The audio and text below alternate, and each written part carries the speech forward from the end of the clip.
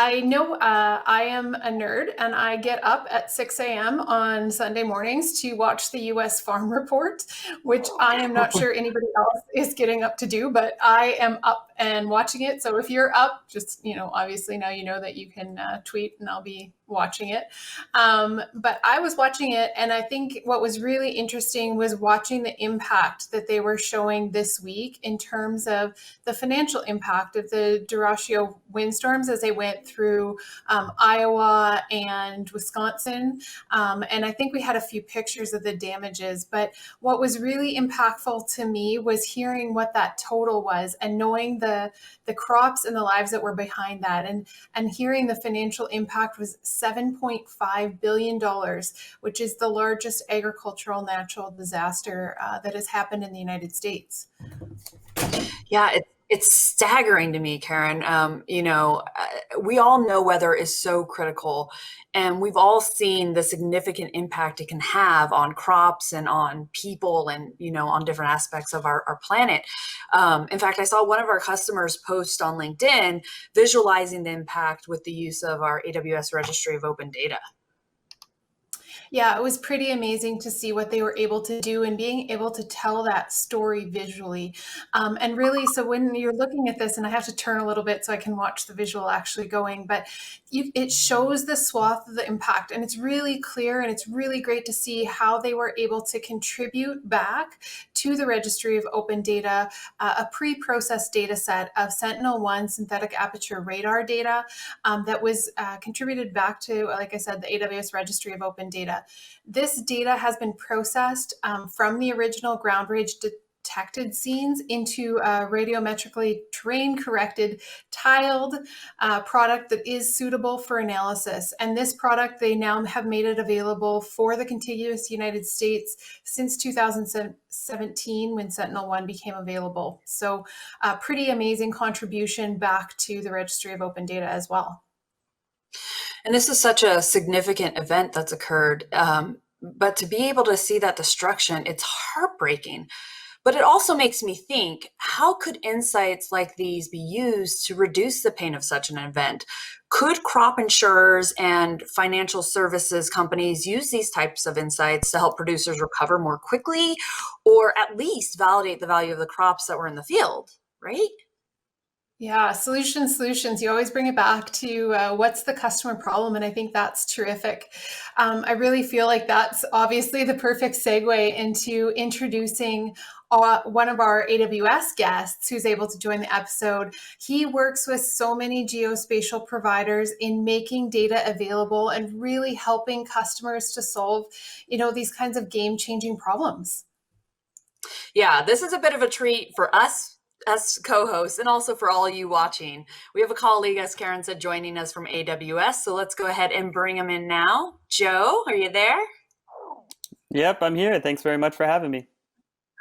Thanks for coming. And anyone who has watched the show knows from previous episodes that I love a good pun. And you fit right in with our crew because, no offense, but you tell some pretty punny jokes yourself. We even created a special sound effect just for you. So why don't you go ahead and introduce yourself and tell us why working with agriculture and the agriculture team is the best part of your day, obviously. Yeah, well, I mean, I will say this is a lot of pressure with the agricultural puns. Are they allowed to be corny? Wow. I love it. Yeah. Hi, everyone. I'm Joe Flasher, and I'm on the Open Data team, working with a lot of our awesome customers who use geospatial data on a regular basis. I try to make sure AWS is the best place to work with geospatial data at scale and help make sure all customers understand the best practices when working with this type of data. Like everyone, I take advantage of innovations coming out of the agriculture sector every day. But if I had to think of a more specific tie, I grew up in rural Pennsylvania. So I'm not part of a farming family, but I did smell the manure every day coming home from school. So I feel like that's got to be some sort of tie.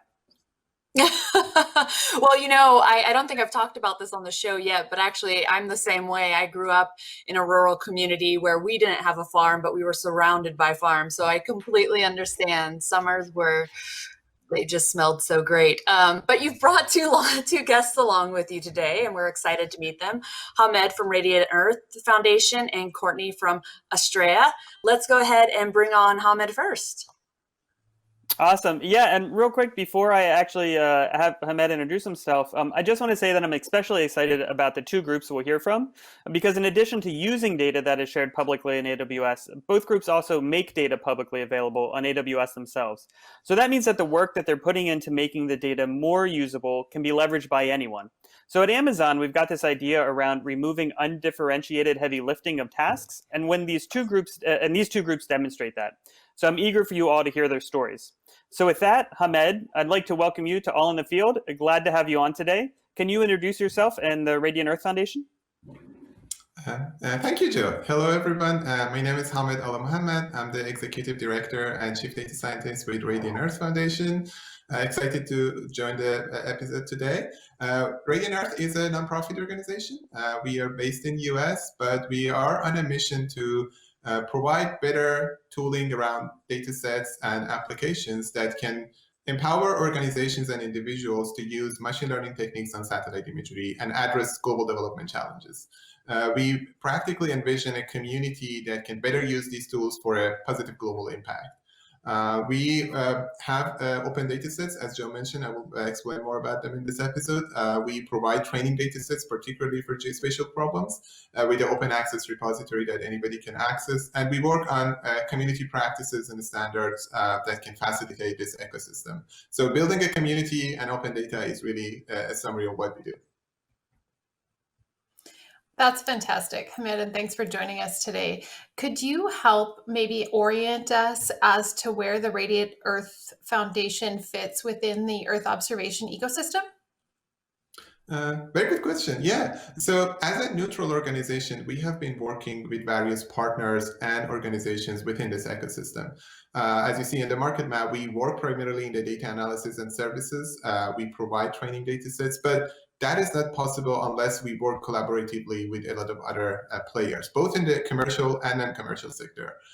There are huge data providers, as you know, like NASA, European Space Agency. These are those who operate the satellite. So we work with those scale-up organizations. We work with the startups and commercial companies that are providing solutions.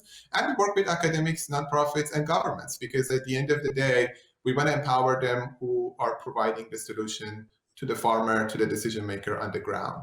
So we are bridging basically between those communities. We work primarily when we want to define these best practices to bring every voice together. Because at the end, if you want to define a standard or best practice, you need everybody on the table, right? It can be, oh, this is a standard, let's use it. No, we need everybody to have a voice in there. So it has been really a fruitful, I would say, collaborative community. And working with AWS team and with the open data platform is really also a very fruitful, I would say, back and forth. I'd love to chat with you every time. Awesome. Likewise, Hamed. So Hamed, broadly speaking, what do you think are the greatest benefits of machine learning using Earth observation in the agricultural space? Very good. So when you think about Earth observation satellite imagery broadly, as you can imagine, these satellite data are available globally with the same quality, with the same spatial temporal basically resolution. Whether you're based in Kenya, in US, in China, Malaysia, or Brazil, you get the same quality of data, particularly from open satellite data sets that can enable applications. And they have been providing these data, these platforms, these satellite missions over the course of decades. So we can also go back and look at the history of the data. What ML is adding to this kind of volume, I would say massive volume of data, is being able to analyze them and derive insights more easily. These data are complex. They are big data, as they call it. And you need a data-driven technique like machine learning to be able to analyze them at scale, powered by cloud computing, of course, and derive decision points and recommendations that can optimize our basically farming practices, our agricultural productions. When you think about, oh, we have massive plots of agricultural crops in a different region, and we want to see, okay, what is the production or the yield toward the end of the season? Satellite imagery can enable you monitor that at a scale, provide basically a map of, oh, this is what we are growing this season, and then being able to estimate the crop yield toward the end of the season. So that prediction in time is really a key aspect of also using satellite imagery at scale. Oh, that's fascinating. And you've obviously done a lot in the agriculture vertical, but has there been one project in particular that's just really stuck with you in agriculture? I mean, crop yield prediction for smallholder farmers has really been one of those. Being able to look at a 1 acre plot from a satellite imagery and say, okay, this is the yield that this farmer has really been one of those key things. And the reason is, my grandfather used to be a farmer, and he had a garden, particularly growing horticulture, apple trees. And every year he had this problem toward the end of the season that, hey, a buyer is coming to my field, want to buy the whole yield of my season. I don't know how much I have. So he just gives me a number, and I don't know how to validate that. He needs to have another person come from like an urban area because he lived in a village to validate that measurement. But with satellite being available globally, we can provide that decision even with an SMS to a farmer. It doesn't need to be a smartphone app. So I'm really excited about those applications, and we have been working on this problem. So yeah, that is really the background with that problem, and I'm still eager to bringing in more of that application broadly across the countries and different farmers. Very cool. Yeah, I think that work is some of the most impactful for sure. So you've laid out some pretty big benefits here. What are the biggest challenges keeping us from being able to reap their rewards? I got more. Hey, Joe. Yeah, so I mean, thinking about agriculture, it is, I would call it a very heterogeneous problem. So farming practices, scale of farming, it is different when you're based in US or in Brazil or in Africa. That geographical diversity of these basically agricultural practices is a challenge, at the same time an opportunity. But the challenge is, for being able to build machine learning models, we need to have these geographical diverse training data sets. I mean, think about, for example, in Africa, it's dominated mostly with the smallholder farmers, as we call them. In US, you always have all these pivotal systems in Midwest, particularly when you fly, you see these large-scale agricultural farms. When you want to build a model that works in the Midwest US versus, for example, in a rural region in Kenya, you need to have different training data sets. And the challenge is we don't have those training data sets. We don't have those references. We need to collect those on the ground, so they need to be kind of people who are on the ground doing survey. It is an extensive and I would say expensive process to do that. So the challenge has been, how can we be innovative with training data generation? And then being able to use the input satellite imagery and ML to build these applications and deploy them at a scale. We have progressed a lot, but we have a long way to go in that domain, I think. I think it was kind of cool. You showed you had brought along a picture when we were talking originally about how the fields look differently depending on what those commodities are. I think maybe we have that image along here, just to be able to see the difference. As you're looking at fields from above, you were describing the pivots there, but you can see the fields that have the round pivots installed versus those that have a much smaller shape when you're looking at European fields, and even as you're looking at smallholder farms. This was a really cool visual you had shared. Exactly. And on top of that, think about the soil is different, the seeds are different, the farming practices are different, weather and the climate patterns are different. So all of these adds to the complexity of that problem. But again, satellite data can monitor all of these. So if we have the reference data, if we can do better, I'm sure we will be able to deploy local solutions for local problems.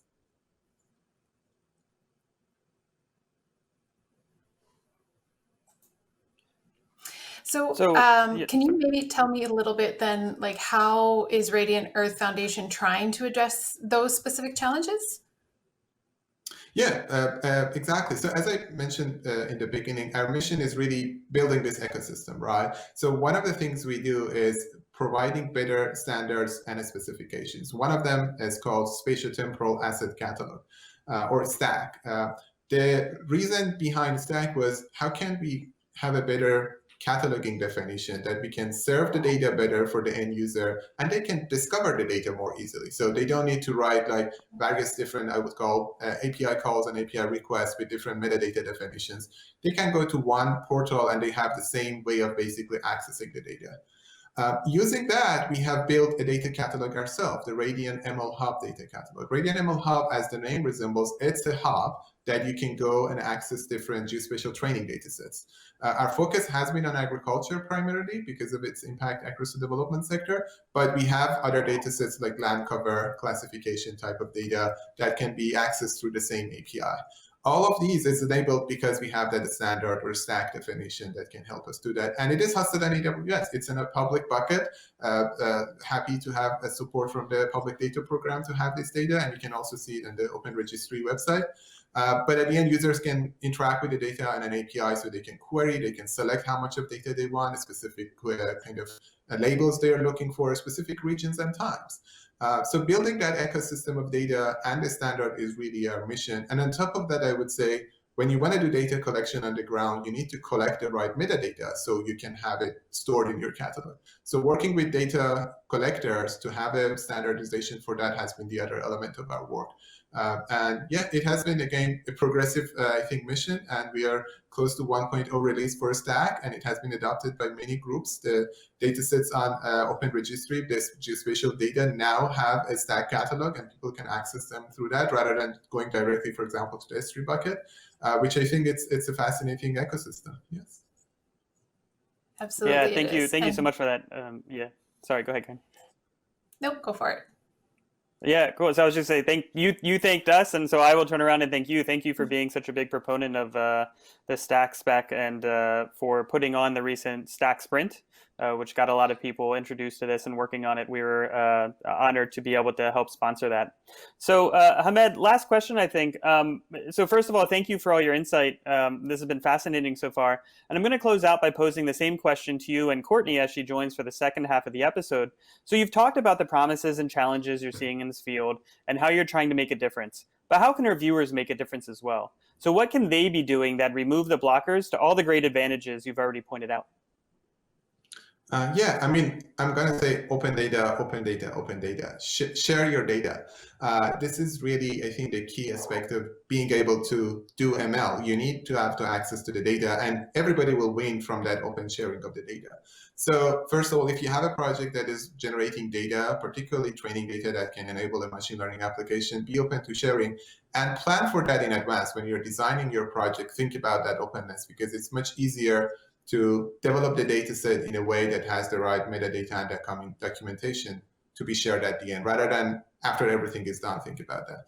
So be open to share and think about it in advance. I think that is really a key aspect of this ecosystem to scale. Better access and better availability of open data. And we are happy to help. This is really the mission for us. So get in touch if it's something we can do. We see ourselves as the catalyzer and enabler in this ecosystem. So if there's anything Radian can support and a data set become open, we are happy to help with that. I couldn't agree more. I know we talk about IoT all the time because I'm in the IoT group, but we've also spent a lot of time talking about just computer vision in general. And one of the challenges we know our customers face is building those machine learning models. So when you can build a corpus of images, both from what you're collecting at the edge and combining it with what you can get from something like our open data program, I mean, I think that gives you just a huge jump start. So we are all on board for open data, open data. Thank you so much for that guidance and for reiterating what we already feel as well. Why don't we turn now to see if there's any questions from our audience? Go ahead and look. So there is one from Alex Masha. And I think he wants to clarify if you're mapping out every tree on Earth. And if you are, what about more dense forests? What do we have these days that already do that? Great question. We are not mapping that, but I think this is probably a reference to a recent study that came out in West Africa, particularly in the Sahel region. They were using satellite imagery to map every tree. It was a very fascinating application, again, using satellite imagery, being able to identify individual trees, which, again, hopefully we'll see that data also openly accessible. I think the map is available so everybody can get access to, but the training data was a key aspect of that thing. Regarding the question about dense forest, that is a bit more challenging because usually with dense forest, you have a more, I would say, as the name says, the more dense trees altogether. So even as a human, when you look at that, you can't necessarily identify individual trees. Whenever I think about a machine learning application, first of thing, particularly with visual data, is can a human identify what we want the model to identify, right? If a human can, particularly I would say with the visual data, then you can build a model to do that. So that is a bit more challenging. Maybe in future with LiDAR data or other data sets like radar that can look at the geometry of a tree, we will be able to combine it with optical and do that. Yes? Great. Let me see if there's any other questions. I don't see any other, but I'll go ahead and ask you a question, Hamed. Are you or is Radiant Earth thinking about expanding beyond just crops, maybe livestock, especially since we've talked in the past episodes about how livestock monitoring is becoming more and more important to a lot of companies? Has Radiant Earth thought about doing anything around that? We have talked to some of the livestock, I would say, application providers on the ground to do that. It's in the earliest stages. We don't have ready training data sets because the ecosystem hasn't been built around, oh, we can like map every individual like livestock. That's what really it's about. Sure. Can we do that? And also, similar to that, the wildlife mapping, because livestock is something, but being able to also map wildlife is another, particularly with going back against poaching and those issues. So Wow. yes, it is possible from the technology perspective, and we are working with some of the application providers to see how can we collect that data that can enable the machine learning application. Well, that's great. I don't think we have any other questions. Hamed, okay, yeah, awesome. Thank you. So Hamed, thank you again so much for being here. So with that, I think we will bid you adieu. Thank you, Joe. And thank you. So now I'd like to bring in Courtney to talk about how Astraea sees these same problems crop up in their work. Seriously, we have to put a laugh track so that we know that that's a joke. Nice. I like it. I find it funny. You're not supposed to reveal the magic here. So welcome, Courtney. Thank you for joining us. Thanks, Joe. Hi, everyone. My name's Courtney Whalen, and I'm a data scientist who works on agriculture use cases, but I also have a personal connection to ag. My husband grew up on a cattle farm, and we're in the process of converting our property to pasture and starting our own small cattle operation in Charlottesville, Virginia, hopefully in the next year or two. So I like to say that I'm married into ag, at least the livestock side of agriculture. I work for a company called Astraea that was built around applying machine learning to Earth observing data. The founders recognized this process as being costly and inefficient, and they wanted to give people the tools they need to use Earth observing data to solve the world's problems. So the company consists of data scientists and software engineers, and we've built a machine learning platform for Earth observing imagery. You can see some of our products in this video, if it pops up here. The first product is called Earth on Demand, and it is a global catalog of free publicly available Earth observing imagery. It has some built-in tools to inspect and compare image scenes. And our second product is called, there it is called Earth AI Notebooks, and it's a hosted Jupyter Lab environment with geospatial libraries pre-installed. It's built on AWS and Spark, so it can handle large volumes of imagery and data processing. And it includes an API to query Earth on Demand catalog for imagery.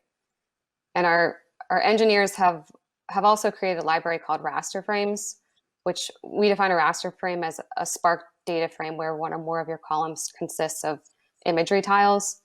So this library handles breaking up large image scenes down to smaller usable chunks to be processed quickly and efficiently, and it has some built-in geospatial functions. That's really cool. I'm glad you actually brought that video along so that we could see the integrations with the data providers, as well as how you're able to use your, Jupyter Notebook environment, and it feels really comfortable. Can you tell us a little bit more about how using Astraea changes the pipeline in terms of data ingestion? I think just in terms of helping us understand how it simplifies the approach of using Earth observation data. Yeah, from a technical standpoint, our products streamline the process of obtaining and analyzing large amounts of remote sensing imagery. In the first image, you can see the complex set of steps required to analyze Earth observing data. And then that's the first image there. And then in the second image, you can see how our products streamline this process and remove the need for software engineers to provision the environment. So as a user, you can open up Earth on Demand, browse through imagery collections, select a date time range, an area of interest, a cloud cover percentage, and it'll return all the imagery that meets your criteria. Then you can copy your query into EarthAI notebooks, read that imagery into a raster frame, which is just a Spark data frame consisting of raster data, as I said before, and perform all types of geospatial analytics. Some examples are you can do local map algebra for computing vegetation indices. You can join your imagery with a vector data source and perform zonal map algebra or aggregate your data across different areas of interest. We have masking capabilities, so you can mask out cloudy or low quality pixels. You can join your imagery with other imagery collections. We have a raster join function that handles the resampling and reprojection between image collections. There's machine learning libraries installed, so you can run your imagery through classification, regression, and clustering algorithms. And we have chipping capabilities to select small tiles of imagery for deep learning and computer vision purposes. And it's also possible to write out your imagery to different formats or view it in a Sliby map with your images overlaid on a base map. We've tried to develop the platform and make it useful for all types of purposes, from someone who just wants to view and compare images, to a GIS analyst, to a machine learning expert. Cool, thanks. So Courtney, I think we wanted to bring up the same market map that Radiant Earth had created earlier. And could you sort of tell us where Astraea fits within that ecosystem? Yeah, so we fit into the analytics side of things with our platform. Yeah. Awesome, thank you. And then I think we're going to jump back into agriculture here in a moment. But can you talk about some of your other projects where you've seen the issues Hamed raised showing up? Sure, yeah. The lack of training data and issue of generalizability has shown up in several of our projects.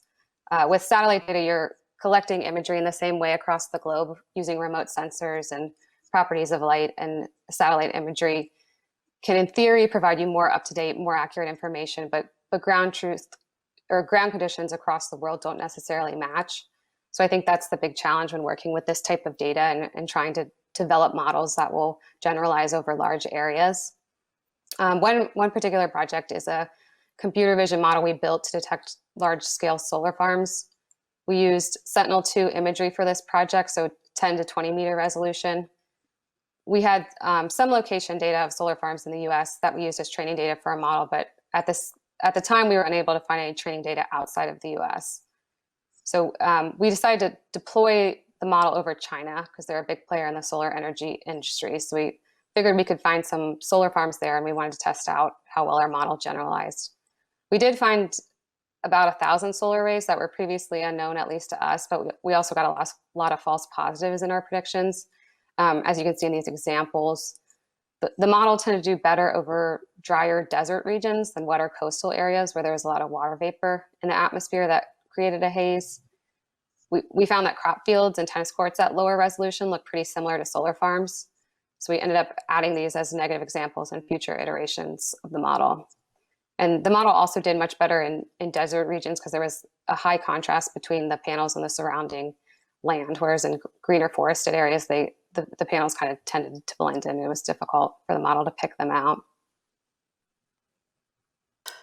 Yeah, this is fascinating to me. And I know we chatted about this in our pre-show prep, Courtney, about how tennis courts can be misconstrued, which is just crazy, but it makes sense once you explained it to me.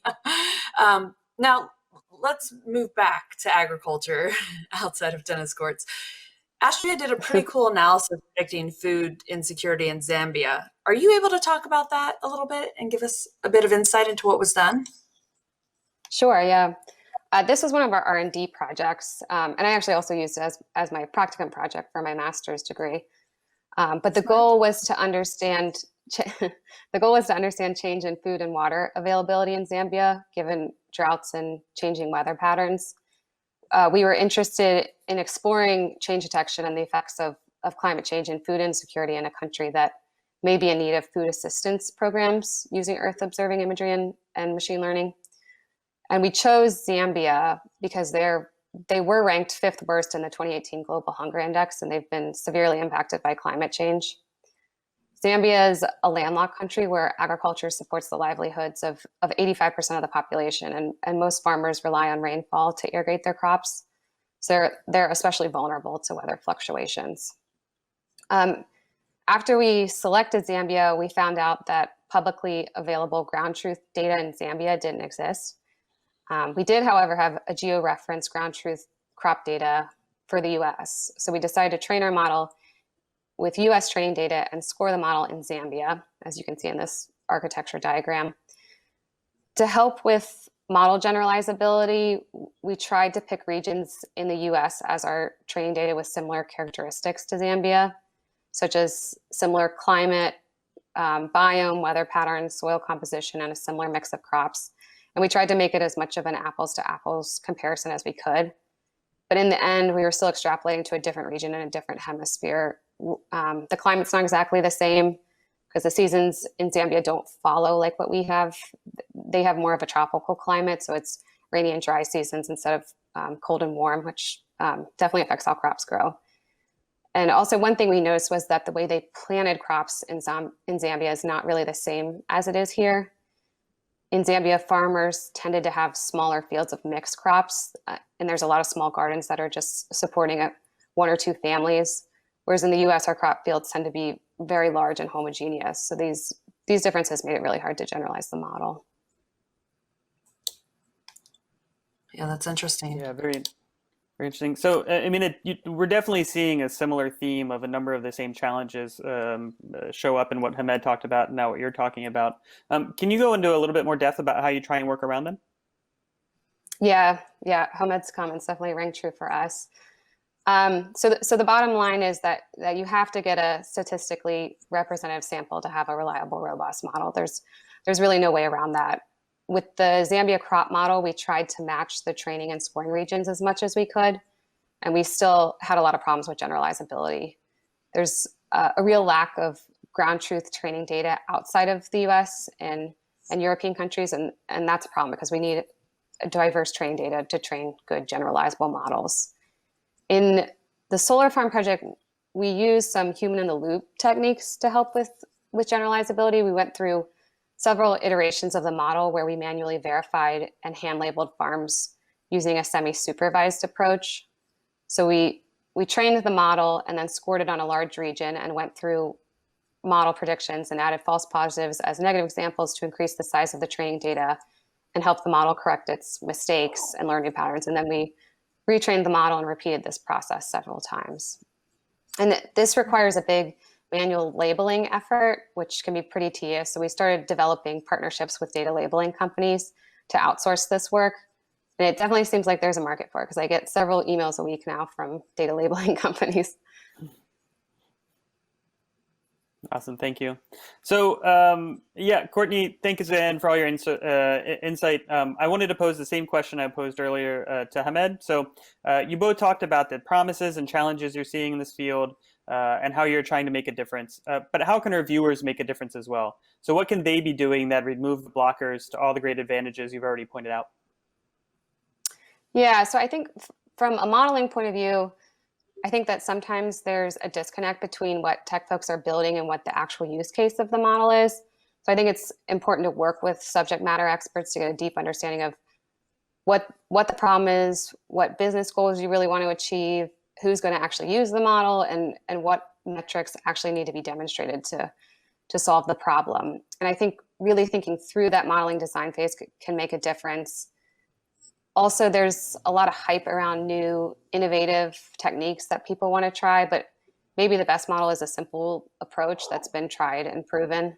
So rather than trying to build complex models that generalize across different regions, but maybe don't perform well for individual regions, you could try using simple heuristics to build better individualized models for each region. And then from a data point of view, it's consistently a problem that there's a lack of ground truth data in developing regions of the world. As Samad said earlier, if there's training data that you have access to and can open source, that would always be helpful. Data is valuable, and companies and governments tend to keep it locked up. But if we're going to solve global issues, it really needs to be made available to the public.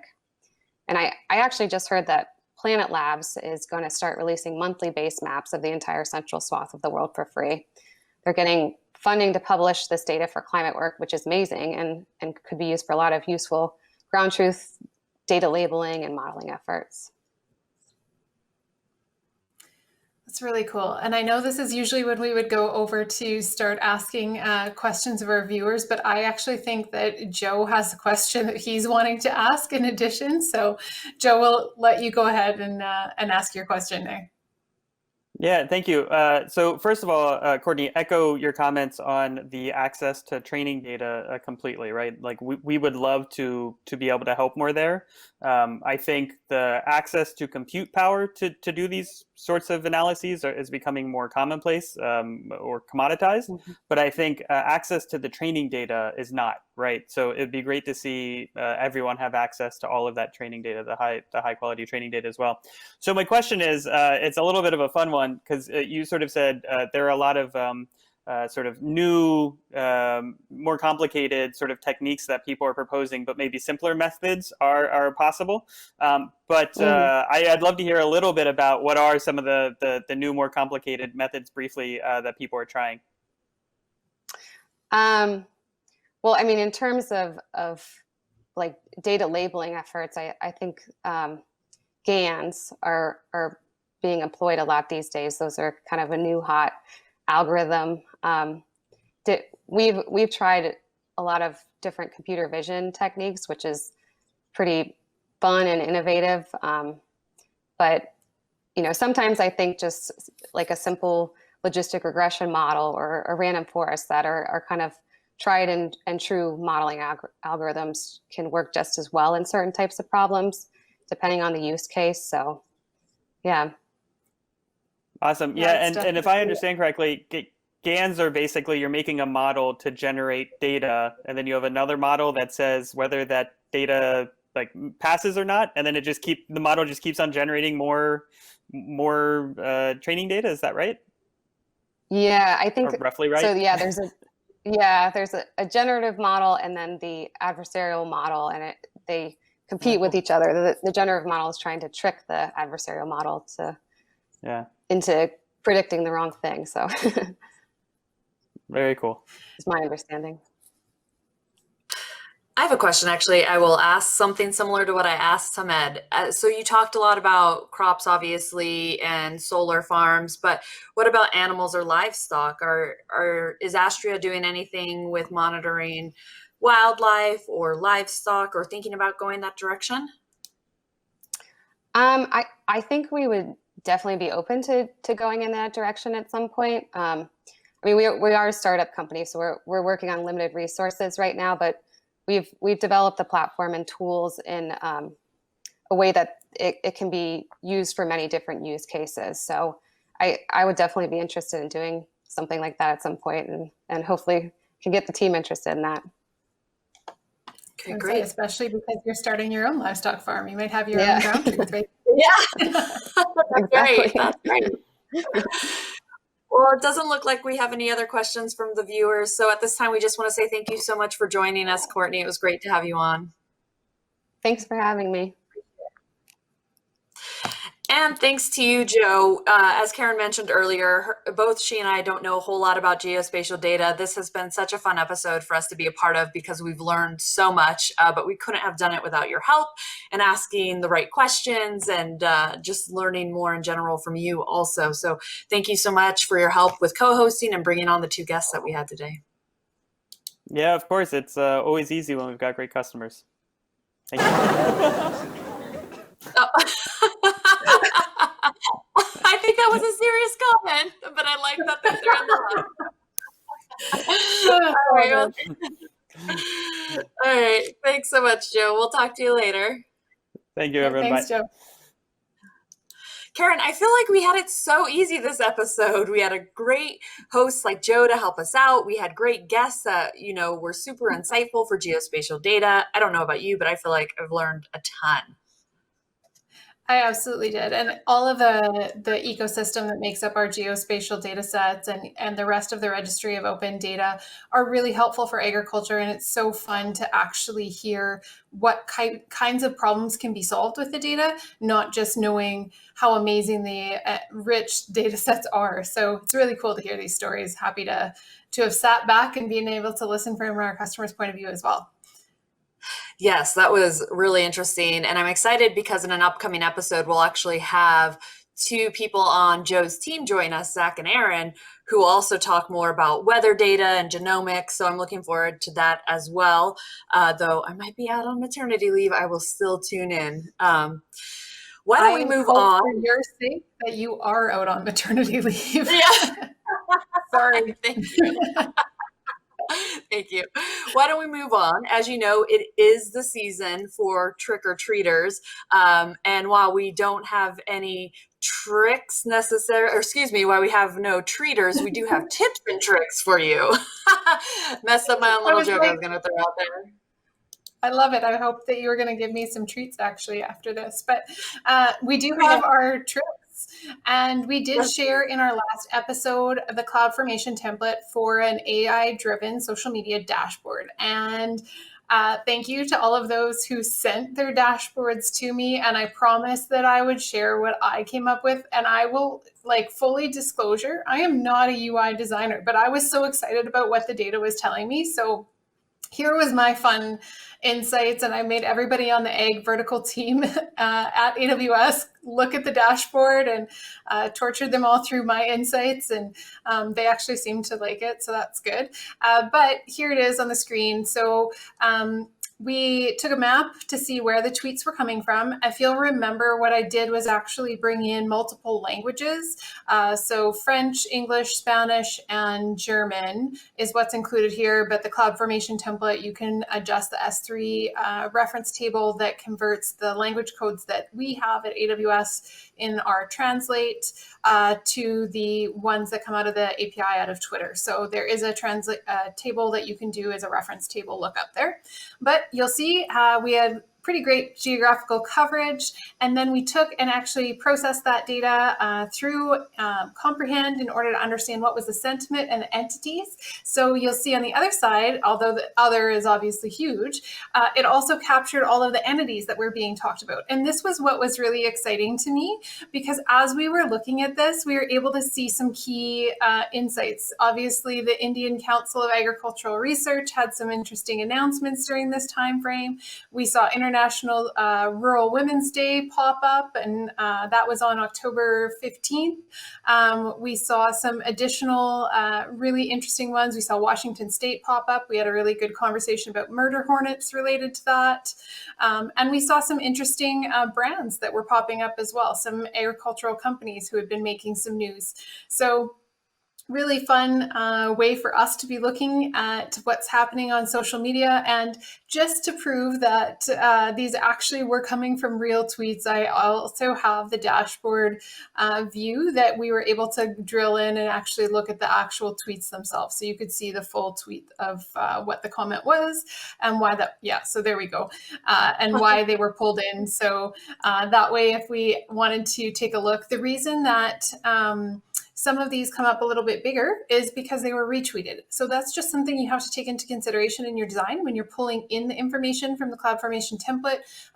When it's retweeted, it creates an extra record. And so you have to decide whether you want to include retweets or not in your dashboard. So it was a pretty fun exercise. Hopefully you guys all had the chance to take a look at how you were able to pull this in, change the hashtags that you were interested in, and see how you can create your own AI-driven social media dashboard. I did have this on my phone and I was going to show it to you, but as you probably saw earlier in the episode when my camera went wonky, I threw my phone off my desk, so I can't reach it. But you could have a mobile dashboard theoretically, and mine is right over there. So I'll vouch for her. I've seen it. I know there is a mobile dashboard. And I found this super cool, obviously from an agriculture perspective, but also when I saw Washington State, I was like, wait a second, that's where I live. What's going on there? What did I miss? And then we talked about murder hornets, and that's old news. Everyone's terrified of them. No one wants to run into them, but what can you do? It's 2020. good point. All right, let's go ahead and move on to one of my favorite segments of the show, and that's our Make an Impact Challenge. And today we're talking Agritech Hackathon. Agritech Hackathon is a 3-day event that brings together modern agriculture, horticulture, and ecotourism sectors. Karen, why don't you tell us when this event is? All right, so the event begins on Friday, November 6th, and it goes through November 8th. All of the submissions and the videos related to that are in by 11 a.m. on the 8th. So opening ceremonies, or I guess it would be closing ceremonies at that point, is when the video pitches start. But what we loved about this particular hackathon is that it was sent to us by one of our viewers on our last episode. So thank you for providing that. The really great part, other than the fact that it's just an Agritech hackathon, which is amazing, was that this is open to grades 7 through 12 students, as well as post-secondary and professionals. And they also have a really great opportunity. If you already work in the agriculture sector, you can just sign up to be a mentor. And all you're committing is 2 hours of your time that you would be online and be able to help mentor a submission team. So what a great way to be giving back to some students who are trying to learn about agriculture. So really wanted to share this. Thank you very much for submitting it.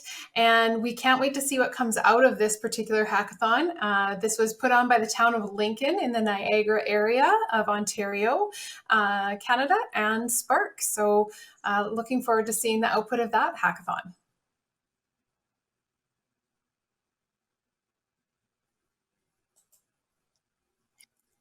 And as am I. That's all I have to say about that one. See what we get. It's always fast. Oh, I'm going to assume Rachel's lost her sound. And to me when we see them. So look at that. You take a look. Uh-oh. Did you lose me? We can hear you again now. We did lose you for a sec. All right, I'm going to assume I can't see Rachel. So just a big shout out to our 2 show moderators, Nathan and Matt. You always kill it over there with answering questions on this chat stream. Nathan, thanks for sharing the resources. Matt, thank you for always answering the tough technical questions. Looking at the chat area, you can always come back and get to those references and the content that was posted. If you have ideas for episodes or topics that you want, make sure you submit those to us with hashtag allinthefield. And we want to say thank you to our 2 guests. That was really awesome to have Hamid and Courtney join us, as well as having Joe for co-hosting. And we want to say our next episode, we have some really exciting guests as well, and it will be on November 12th. And it is at 12 p.m. Pacific time, so go write that on your calendar right now. Who writes anything on a calendar? Put it in your phone. Rachel's back with us. She's popped back. It wouldn't be an agriculture episode if I didn't have connectivity issues, or if someone didn't have connectivity issues. Thanks so much for watching the show. Hopefully you learned something, and we'll see you next time. Thanks again for joining us for All in the Field.